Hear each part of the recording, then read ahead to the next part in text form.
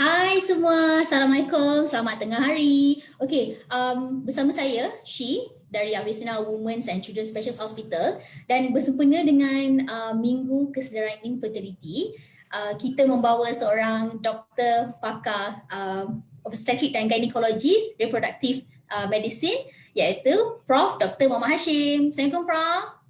Waalaikumsalam. Prof sihat? Alhamdulillah. Mana puasa di hari yang ke-10 ni okey? Penuh lagi buat masa ni. Penuh lagi buat masa ni. Bagus, cantik. So Prof, Tak period lagi, tak period lagi. tak period lagi. Okey, bagus-bagus. Okey Prof, untuk segmen 30 minit bersama pakar Avicenna, so sempena dengan Minggu Infertility, kita menjumpa Prof untuk menjawab beberapa isu berkenaan dengan infertility.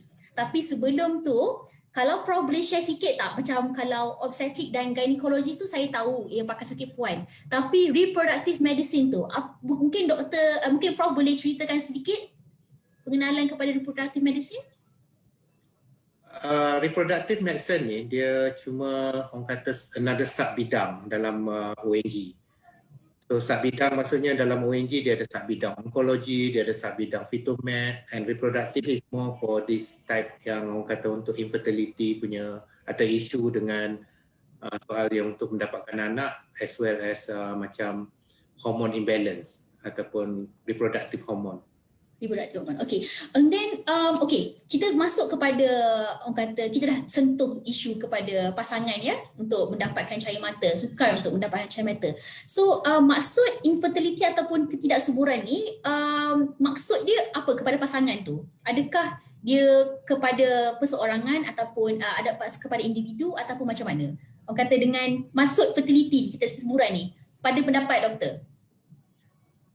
Dia kesuburan atau fertility ni dia keadaan, dia bukan penyakit. Dia keadaan, maksudnya sesuatu keadaan ni yang really subjektif. Maksudnya dia boleh pada lelaki atau perempuan ataupun siapa, tapi dis pasangan yang ada penyakit tadi akan contribute kepada infertility. Maksudnya yang berpunca penyakit orang lain. Maksudnya mungkin husband, mungkin wife, mungkin dua-dua sekali, tapi contribute kepada condition yang kita panggil susah nak mengandung atau infertility. So maksudnya dia it's not a disease. It's not a disease. Okay. So bergantung kepada bila kita dah tahu ketidaksuburan pada individu ni, dia orang kata dia tak tertumpu kepada sesuatu jantina ke macam mana doktor?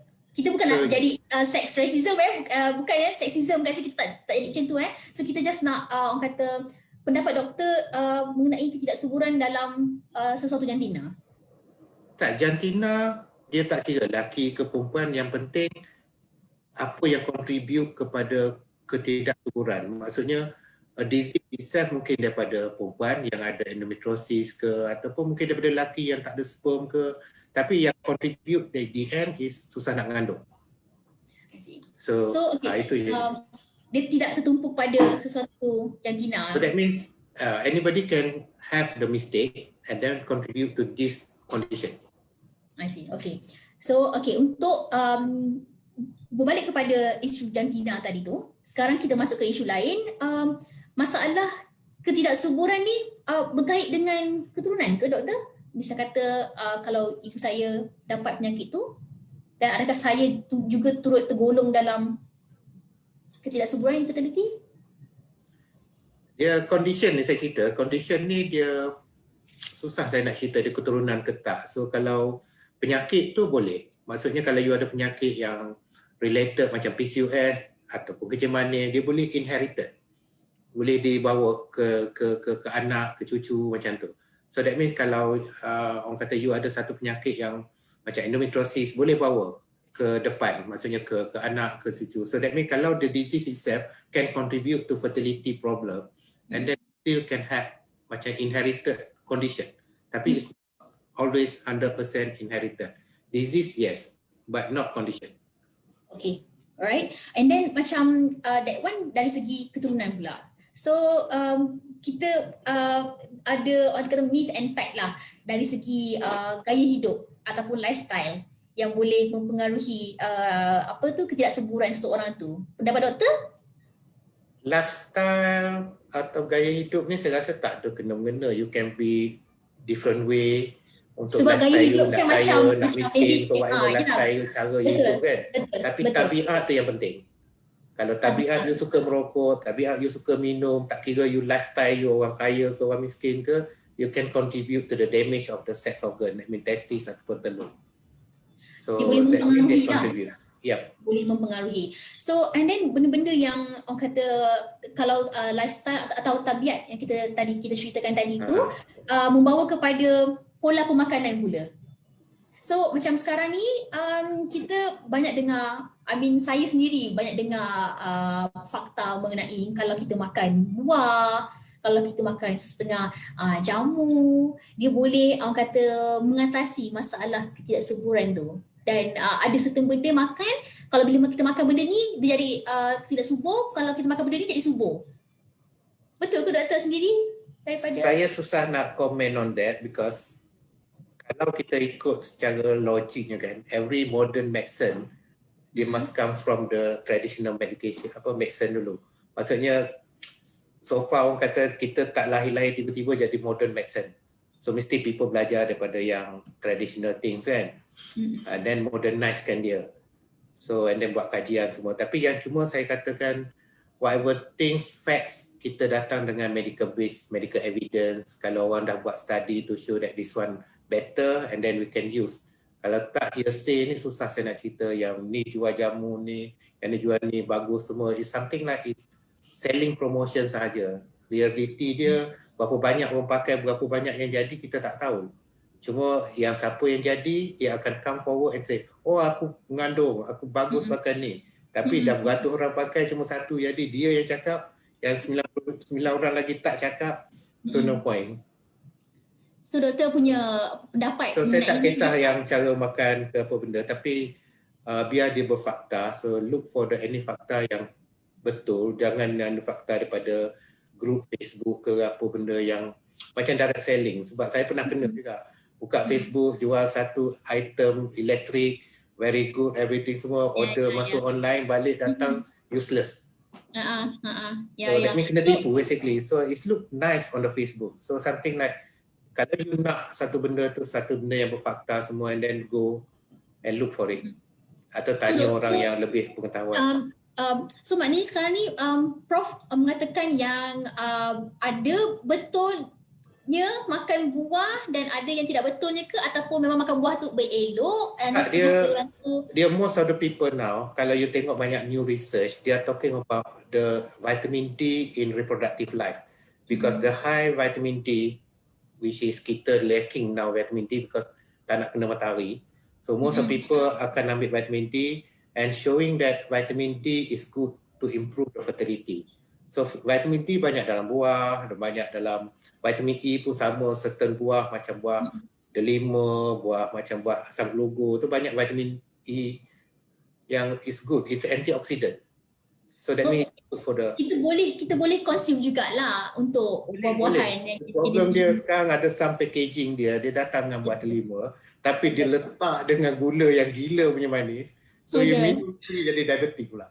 Itu merupakan soalan saya yang seterusnya sebenarnya doktor. So kalau misalnya kalau saya malas nak kopik buah delima yang mengandungi banyak vitamin D di mana boleh merangsang kesuburan tu, tapi saya hanya beli produk-produk yang dah siap, yang dah dicampur sebab menjadi kapsul. So sekarang kan dunia moden doktor, kita makan sekali telan dah, tak payah nak kopik-kopik buah delima tu, nak kena kisah dia kan. So pandangan doktor? It's something like you buat burger kat rumah dengan burger McDonald's. So up to you. Tapi adakah disarankan oleh Prof? Tak, you pernah tengok what is your evidence base yang you kata berapa requirement you, and then you tengok kat botol dia, is it fulfill dengan requirement yang diperlukan, and then ambil. Kalau tak, just saja cerita produk and then letak gula, just preserve something and then you kata you, itu benda tu is a selling point. So okay, tadi kita dah cakap pasal lifestyle, kita dah cakap pasal pemakanan, kita nak continue kepada pasangan ataupun individu yang mempunyai masalah ketidaksuburan ni. apa nasihat doktor perkara pertama yang mereka perlu lakukan? First step. Bila dia found out macam maybe your timeline, macam maybe doktor macam Prof punya timeline sebulan lepas kahwin tu terus dah kena buat check. So macam mana? Doktor punya saranan, doktor punya advice? Depend pada age. Depend pada case. Okay, so some people dia late marriage. So let's say katalah dia tunggu jodoh umur 40. So that means sometimes you kahwin 2 bulan, 3 bulan, you dah should come forward because lagi lama you tunggu, kalau standard orang kata nak tunggu setahun kahwin, baru nak datang ke depan tu sometimes it's too late. Dah orang kata dah masuk 42, nak mengandung lagi, something like that. Tapi kalau you kahwin umur 15, 16 tahun, duduklah 3 tahun pun saya tak kisah lagi. Sebab saya rasa it's too early for you to assist. Okay, so that one, the first step kalau misalnya kata doktor sarankan orang kata lagi cepat lagi elok lah ya doktor. Maknanya kita kena buat screening dulu ke doktor kalau first Because step? kalau standard WHO, kalau you kahwin unprotected intercourse for 1 year, you should come forward kalau you tak dapat mengandung. Because selalunya within the cycle, yang proven cycle, yang period regular, pasangan tu kalau ada sperm yang cantik, jalan tak ada blocking, they should be pregnant about 6 to 7% per month, chances to get pregnant. So that means kalau 100 orang kahwin bulan ni, 6 orang akan bunting kelamin. Baik. Mungkin MCO pun mainkan peranan ya doktor? Kita kena fikir quarantine kat rumah kan? So and then okay, kalau macam tadi first step, tapi orang kata first step tu apa yang mereka perlu lakukan wanita, kalau untuk yang wanita dia hanya perlu ambil ujian darah ke doktor untuk check? So bagi saya cuma kita tengok first thing dia tahu period dia regular atau tidak. Itu yang first thing ya? First thing tahu regular ke tak. So that means kalau dia regular, that means dia ovulating secara salah. So selalunya kita minta dia akan datang dulu ke hospital and then we as a doctor kita akan assess dia.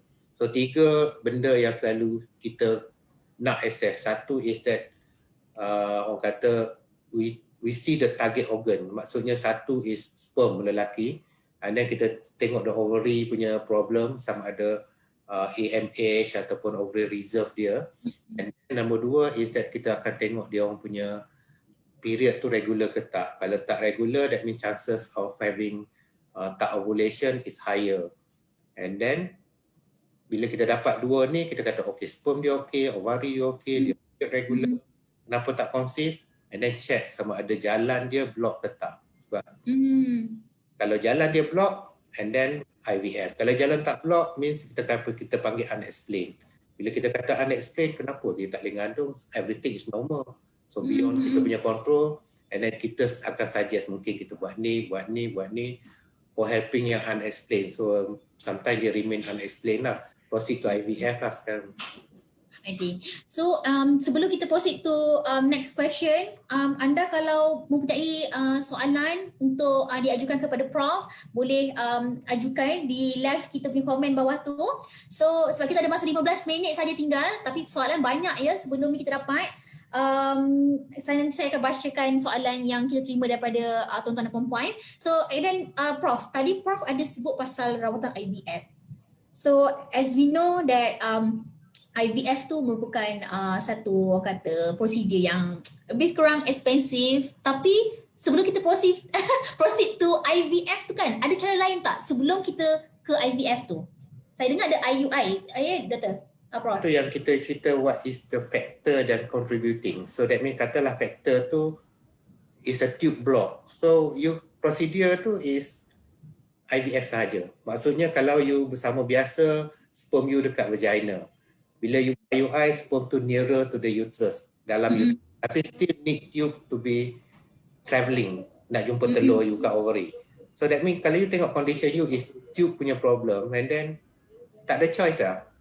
So kalau is the condition you sperm tu tak berapa kuat, mungkin kita boleh angkat sperm tu dekat kanalan rahim sikit, to helping. So because our aim is to make orang kata sperm jumpa telur and then dia fertilize.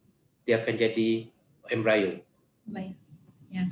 So and then tadi pasal IVF, kalau orang kata doktor punya sendirilah. Sekarang tadi pun saya dengar ada successful rate Alhamdulillah ya, di Avicenna Women Children. So adakah setiap IVF punya treatment berjaya ataupun kena ada kegagalan, ataupun selepas kita ambil IVF macam mana dia punya proses yang seterusnya, maybe kena bedridden ke? Wah, susah nak jawab ni. Doktor punya nasihat just macam maybe IVF ni is a step that we try to get orang kata woman's egg and then sperm farming, kita senyawa di luar. Senyawa di luar tu ada dua teknik lah. Satu kita panggil conventional IVF yang kita ambil telur dan kita ambil sperm, kita letak aja situ. And then tengok besok dia fertilize ke tak on your own. Okay, kalau ICSI ni that mean kita ambil sperm, kita cucuk dalam telur and then kita akan tengok besok dia fertilize ke tak. So these two method basically is to improve the fertilization compared to IVF. Kadang IVF better than ICSI, ICSI better than IVF depending on the sperm condition. So and then after kita dapat this embryo, kita akan fikir that how to get near to the natural process of implantation. That means kita dealing dengan orang kata macam endometrium dengan embryo talking, dia synchronization. So that means kalau kita just transfer macam tu and then dia tak ada synchronization, dia tak ada implantation window tak masuk, dia tak jadi juga. So IVF ni macam orang kata seni atau arts untuk kita buat IVF. Kalau kata just a procedure, kita just nak buat untuk just fitness, and then you may not get success yang tinggi. I see. Okay, sebelum kita ke actually banyak soalan saya terima Prof. So okay, kalau woman, okay ini dah soalan Prof woman yang ada PCOS, chances dia untuk pregnant? PCOS is polycystic ovarian syndrome. Okay, so okay. So chances dia untuk PCOS ni dia punya problem is daripada dia start lahir, because dia punya ada some hormone changes, selalunya more on berkaitan dengan diabetik lah, insulin resistant, banyak yang teori kata AMH tinggi, yang buatkan daripada telur dia tak dapat differentiated dan tak dapat matang. Jadi daripada lahir sampai ke balik, telur dia akan tak matang after immature.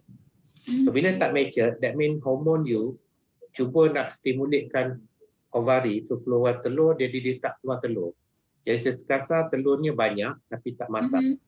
So the problem sini is that how to make it a telur matang, and then dia akan keluar dalam keadaan yang satu atau dua. Sebab kadang kita pakai ubat daripada luar, bila ubat dari luar kita akan stimulate secara kasar telur yang banyak tadi, secara mendadak dia keluar banyak. I see. Yang boleh jadi ke ovarian hypostimulation. So sometimes kita plan untuk buat bersama biasa ataupun untuk buat UI, dapat sebab buat IVF because terlalu banyak stimulation. Telurnya terbanyak kembang. So IVF kadang just a rescue ataupun emergency for this type of situation. Apa yang kita nak PCOS, kalau dia ada satu telur matang, dia akan ngandung sendiri. So more detail nanti kalau dia datang jumpa saya explain. Kalau tak, selalunya PCOS ni is another textbook tebal ni untuk kita explain, because nobody knows what cause basically. Betul. Just contribution dia imbalance hormone. Okay. So and then kalau tadi untuk PCOS, so yang ni maybe yang ini untuk high risk patient. Kalau diabetic patient, yang punya kidney patient, kidney failure patient. So untuk dia orang susah untuk dia orang pregnant. Pendapat doktor ada kena-mengena atau we have to see both ways. Means that banyak, macam saya bagi contoh, orang ada HIV, dia nak pregnant. So means that is considered high risk. Tapi dia nak juga ada cahaya mata. betul. So that means what is our heart to say no or yes?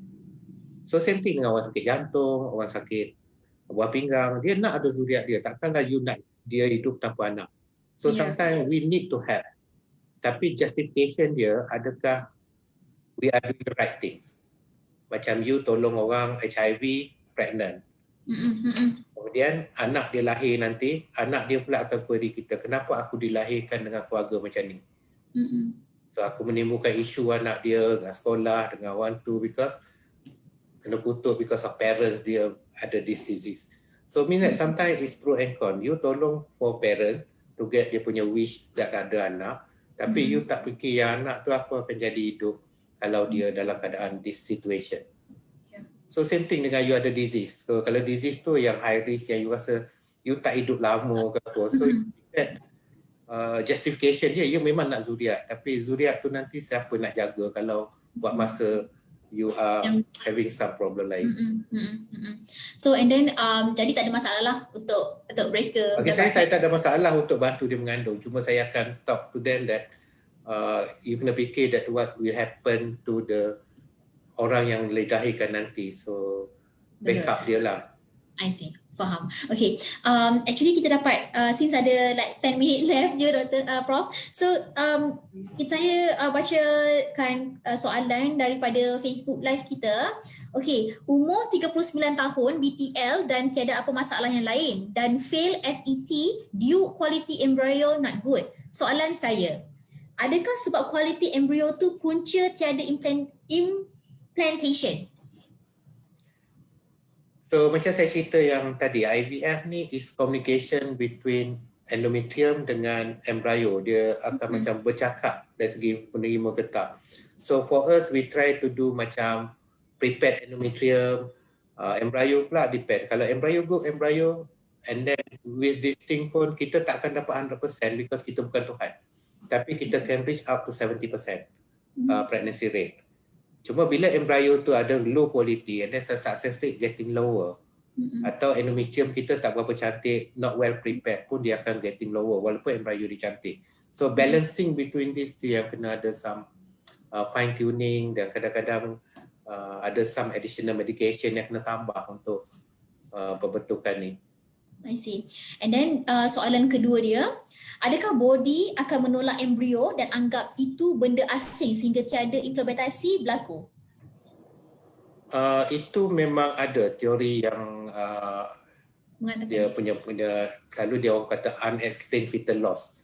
So most of them dia orang kata macam HLA ataupun human antigen ni ada di mana-mana surface cell. So that means secara kasar embryo pun dia ada surface cell. Tapi some school of thought kata blastosis ke whatever embryo dia belum lagi express dia punya HLA yang buatkan tubuh kita untuk tendang. So there is no proven to say that HLA will never appear in embryo yet. So means secara kasar teori tu banyak yang susah nak cerita. Okay. Tapi most of them ada kata that part of your rejection of this embryo is contribute to the failure of IVF. Okay. So and then banyak soalan ni Prof boleh jawab Prof okay? Tak apa insyaAllah. Benar, okay. Boleh Okay, selepas fail FET, hanya spotting brownish bukannya fresh blood period yang keluar dan pada bulan berikutnya period saya masih belum datang. So first thing dia kena tanya period dia regular ke tak. Okay. So kalau dia period regular, so that means just hormone changes because the effect of endometrial preparation atau luteal phase support tu. So the best thing kalau dia nak cepat and then dia ambil macam perancang satu cycle ataupun 2 cycle and then the period will be regular again. Kalau dia sanggup tunggu, dia akan tunggu and then the hormone will return back on their own. Tapi kalau period dia tak regular and then take perancang straight away to regular in order to prepare for the next step. Okay. And then okay, soalan lagi tau Prof. Okay risau saya Prof. Prof okay? Tanya soalan Okay, saya risau you je. Saya okay je. Okay, saya sekarang I believe ramai yang tengok ni pun orang kata mencuba mendapatkan cahaya mata dan mungkin penonton kita pun mungkin ada yang serupa dengan kita punya patient ni Dia kata sekarang saya consume COQ10 Obimin Plus, acid folic dan vitamin D untuk next IVF stimulation kerana tiada frozen embryo. Adakah suplemen yang saya ambil sekarang akan membantu penghasilan telur yang berkualiti dan adakah ini mengganggu period saya? So far saya rasa semua yang dia ambil tu tak ada kacau period. So just vitamin D to improve enzyme or anything related with calcium metabolism.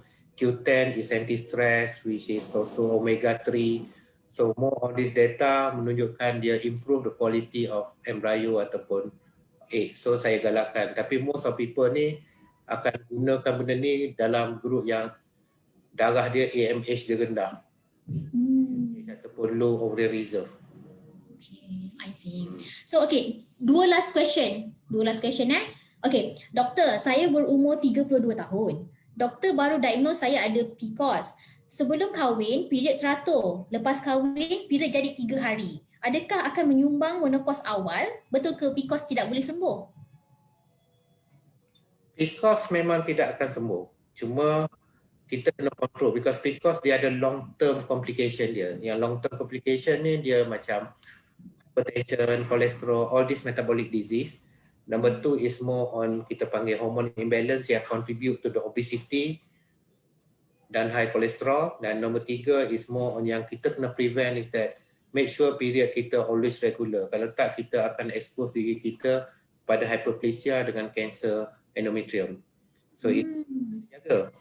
So yang dari segi soalan yang lagi satu apa? Dia just bagi tahu sekejap scroll balik. Menopause, adakah saya akan menyumbang? Menopause tak? Menopause tu dia related dengan numbers of egg. So kalau dia punya numbers of egg ataupun AMH tadi tinggi, so lambat sikit menopause you. Tapi kalau AMH you dah rendah, reserve you tak ada, once telur habis you menopause. So selalunya kalau yang early menopause selalunya lebih pada penyakit-penyakit yang macam endometriosis, yang banyak yang contribute to multiple surgery. PCOS boleh early menopause kalau dia go through macam drilling atau any surgery yang try to reduce this egg numbers lah, number of egg yang ada dalam telur dia. And then last question. Since kita lagi 3 minit je bersiaran dengan 30 minit bersama pakar Avicenna. So last question yang saya rasa setiap pasangan yang ingin mendapatkan cahaya mata ingin tahu apakah punca kejayaan dan kegagalan IVF? Kalau Prof boleh share sikit. So saya rasa soalan ni banyak berulang kan. Dia macam so now kita in a nutshell. Actually IVF ni just a teknik ataupun just a way of kita nak bantu persenyawaan. That mean baby jumpa dengan the sperm jumpa telur and become a baby. Cuma kita nak kena synchronise-kan dia balik ataupun ikut macam mana Tuhan buat. Dia senyawa pada hari subuh kita 14, masuk dalam rahim pada seminggu kemudian. So kita nak synchronise-kan supaya dinding rahim pada masa yang kita masukkan tu acceptable untuk baby to grow ataupun dia punya communication dia. That mean interaction between these two. So tu yang kadang terpaksa macam-macam orang buat artificial endometrial natural stimulation macam-macam untuk buat because this interaction yang menentukan kejayaan. That's number 1. Number 2, quality of endometrium yang kita prepare, and number 3 is quality of embryo tu sendiri. So kalau quality your embryo tu memang very bad, whatever you prepare pun dia tak akan jadi. So something like kita try to plant a seed dalam so kalau seed kita tu dah memang tak cantik, tanah macam mana pun dia tak akan tumbuh. Tanah tak cantik, pokok macam mana pun kita letak dia tak tumbuh. Okay. So last kali doktor punya nasihat dan juga saranan kepada mereka yang telah berusaha mendapatkan cahaya mata tapi masih lagi belum mempunyai rezeki, mungkin doktor punya sedikit nasihat kepada pasangan-pasangan ni. InsyaAllah at this modern medicine ni kita ada ways to have the woman yang ataupun the pasangan yang mempunyai keadaan yang susah nak mengandung ataupun fertility, that mean kurang kesuburannya. InsyaAllah kalau ada kita boleh bantu, kita bantu. Because anyway kita try to help but we are not correcting anything. Kita bukan orang kata Tuhan untuk guarantee you pregnant. So kalau ada problem, come forward because lagi awal you datang lagi senang kita treat rather than that's too long. Kadang dia punya orang kata disease already expand ataupun dah extended yang tanpa yang kadang beyond the head. Lebih pada correcting the disease now rather than helping to get pregnant. I see. So untuk pasangan di luar sana yang ingin mencuba mendapatkan Cahaya Mata, kami di Avicenna Women and Children Specialist Hospital, di mana kami unit fertility sendiri mempunyai satu dedikasi tim unit kan doktor kan, yang boleh membantu anda, menyokong anda sepanjang perjalanan anda untuk mendapatkan cahaya mata insya-Allah. So sebelum saya mengakhiri kita punya ni, terima kasih doktor Prof Dr. Hashim kerana orang kata sudi meluangkan 30 minit masa Prof dengan saya. Nanti saya belanja Prof makan buka puasa. Okey, terima kasih, janji tau. Jadi betul. Okey, sebelum kita end, saya nak share sedikit di Avicenna Women and Children Specialist Hospital. Kami mengadakan, kami ada promo fertility screening package di mana, kejap ya.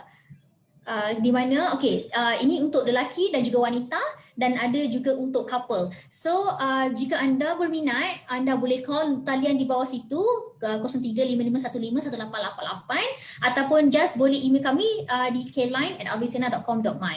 So selain itu juga kita ada juga sekejap ya. Korang boleh imbas QR code di bawah itu untuk mengetahui treatment di unit fertility Avicenna Women and Children Specialist Hospital. So kalau anda ingin lebih lanjut ataupun ingin baca details, anda boleh ke laman web kami avicenna.com.my dan pergi ke Avicenna Fertility, dan di sana terdapat pelbagai treatment yang kami boleh support anda sepanjang perjalanan anda untuk mendapatkan zuriat. So itu sahaja daripada saya, pihak Avicenna Hospital dan juga Prof. Terima kasih Prof. Sekali lagi selamat buka puasa Prof.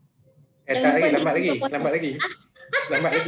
lambat lagi. Okey, terima kasih kerana menonton kami dan insya-Allah next 30 minit bersama Dr. Pakar Avicenna kita akan kongsikan, dan jangan lupa follow kita punya Avicenna Women Children Specialist Hospital iaitu Avicenna WCH.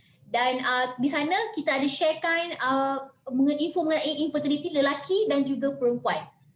So itu daripada Prof juga kan, info tu kan? Okay, so terima kasih semua. Selamat berbuka puasa pada pukul 7.21 nanti. Thank you everyone. Bye Prof.